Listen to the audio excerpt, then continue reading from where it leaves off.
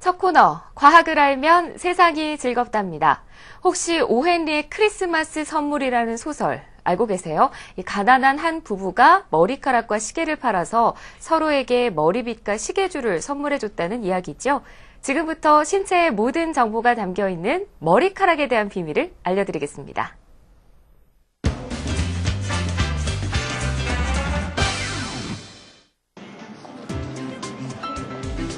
가장 중요한 신체 부위인 머리를 직사광선이나 더위, 추위로부터 보호해주고 충격을 완화시켜주는 쿠션 역할을 하며 신체에 불필요한 수은 등의 중금속을 배출해주는 머리카락.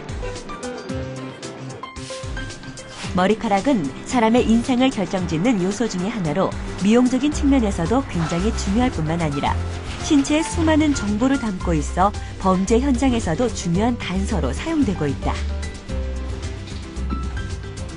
신체의 다양한 털 중에서도 가장 길고 개수도 많은 머리카락. 머리카락에 담긴 다양한 이야기들을 지금부터 자세히 알아보도록 하자.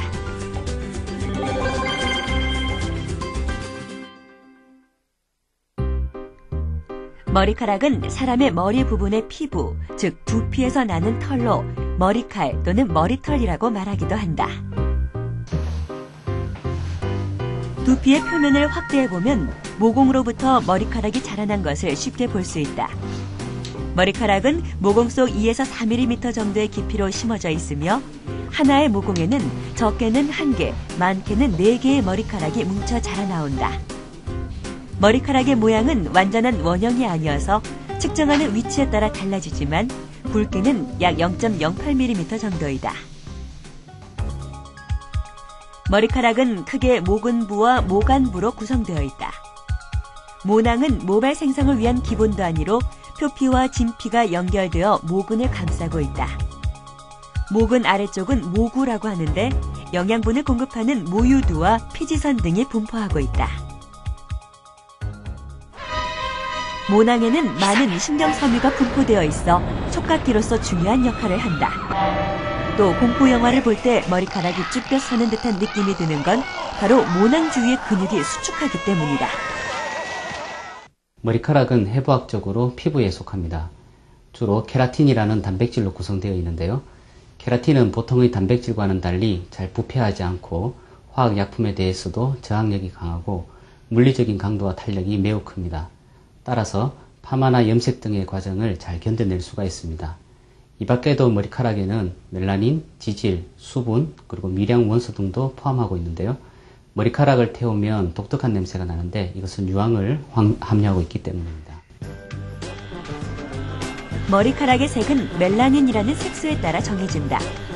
멜라닌은 빛을 흡수하는 성질을 갖고 있는데 멜라닌의 양이 많으면 빛을 많이 흡수해 검게 보이고 양이 적으면 빛을 반사해 색이 옅어지는 것이다. 머리카락은 하루 평균 0.4mm, 한 달에 약 1.3cm가 자란다고 볼 수 있다. 머리카락이 자라는 속도는 남성이 여성보다 빠르고 계절적으로는 봄과 여름 사이가 모발 성장의 최고조 시점이다. 그리고 신체의 노화가 진행될수록 머리카락의 성장 속도 또한 둔화된다. 하지만 머리카락은 무한정 자라지 않고 일정한 길이를 유지하게 된다. 그 이유는 머리카락의 모주기가 존재하기 때문이다. 머리카락의 일생은 활발히 자라는 생장기, 생장을 멈추는 퇴행기, 그리고 머리카락이 빠지는 휴지기, 이렇게 3단계로 진행된다. 그럼 우리의 머리카락은 얼마나 되고 하루에 얼마나 빠지는 것이 정상일까? 머리카락의 개수는 보통 한국인의 경우에 7만 개에서 10만 개 정도입니다. 이 중에 10% 정도가 정상적으로 빠지는 단계인 휴지기에 해당됩니다. 휴지기 3, 4개월 동안에 걸쳐 약 7만 개의 10%인 7천여 개의 모발이 빠진다고 볼 때 하루에 70여 개 정도가 정상적인 과정을 통해 빠진다고 볼 수 있습니다. 따라서 자고 나서 베개에 묻은 머리카락이나 머리를 감을 때 빠진 머리카락의 개수가 100개가 넘는다면 병적인 원인이나 탈모를 의심해보고 의사와 상담하시는 것이 좋습니다. 탈모는 머리카락의 성장기가 짧아지고 휴지기에서 다음 성장까지 기간이 길어져 자라난 모발조차 빠져버리는 것이 지속되는 것이다. 그렇다면 탈모는 왜 일어나는 것일까? 주로 알려진 탈모의 원인은 스트레스, 발열성 질병, 임신, 남성 호르몬, 또 유전과 다이어트 등 매우 다양합니다. 특히 남성 호르몬은 탈모의 주범이라고 알려져 있는데요. 남성 호르몬은 인체 내에서 5알파 환원 효소에 의해서 DHT라는 물질로 바뀌게 됩니다. 이 물질이 모발이 자라는 기간을 줄이고 모낭 크기도 감소시키는 것입니다. 여성의 경우에는 탈모의 주 원인으로 스트레스가 꼽히고 있는데요. 그렇지만 피임약의 남용이나 과도한 다이어트로 인해서 남성 호르몬의 분비가 활성화되는 것도 그 원인이 되겠습니다. 탈모를 치료하는 방법에는 크게 약물요법과 자가모발 이식술 등이 있다. 우선 약물요법은 아주 예전부터 사용해왔던 것으로 머리카락이 잘 자랄 수 있도록 영양을 공급하는 요법과 탈모의 주 원인인 남성 호르몬의 분비를 억제하는 요법 등이 있다. 또 최근에는 자신의 혈액을 채취해 성장 인자를 분리한 후 탈모 부위에 직접 주사하는 시술도 이루어지고 있다.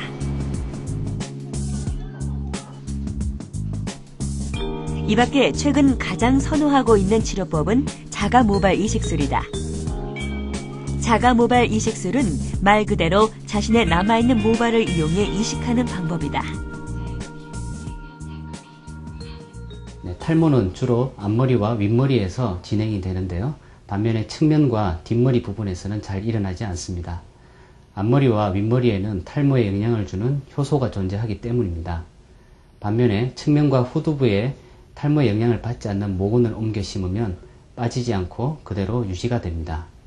최근의 모발 이식술은 모낭 단위 이식술로 이루어지고 있습니다. 모낭을 채취하는 방법에 따라 두피를 절개하여 모낭을 분리하는 절개식 방법과 두피를 절개하지 않고 모낭을 바로 채취하여 이식하는 비절개식 방법으로 나눌 수가 있습니다. 분리되어 나온 모낭은 슬립 방식이나 식모기를 사용하여 탈모 부위에 이식하게 됩니다. 머리카락은 언뜻 보기에는 특성이 없는 것 같지만 인체 내의 대사 활동이 활발한 조직으로 몸 안에서 일어나는 모든 과정을 거울처럼 반영하고 있다고 볼 수 있다.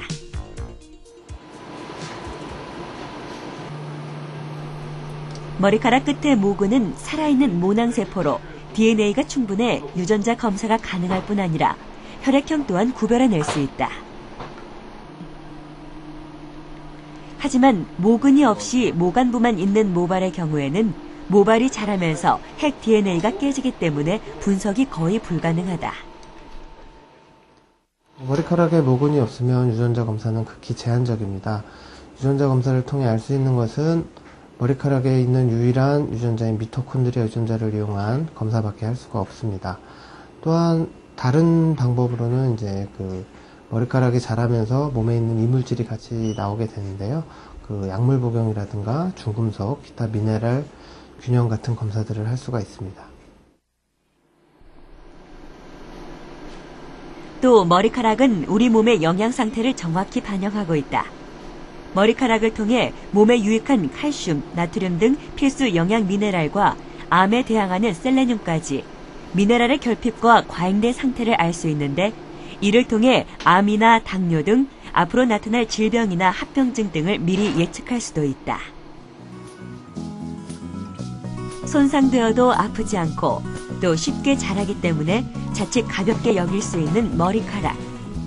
하지만 한 올 한 올마다 중요한 인체 정보를 담고 있는 머리카락이야말로 결코 간과해서는 안 될 중요한 신체의 일부임을 잊지 말아야 할 것이다. 나폴레옹이 사망한 지 189년 만에 그의 머리카락이 프랑스에서 무려 13,000km 떨어진 호주에서 발견이 됐다고 합니다. 이것은 또 다른 역사의 현장을 유추할 수 있게 된 계기가 됐다고 하는데요. 또 다른 예로 덴마크 과학자들이 그린란드에서 발견된 4,000년 전의 머리카락 한 줌에서 당시 그린란드에 살았던 남자의 게놈을 완전히 분석해내는데 성공했다고 합니다. 이로 인해서 멸종한 원시인의 게놈 분석에 새 시대를 열게 됐습니다.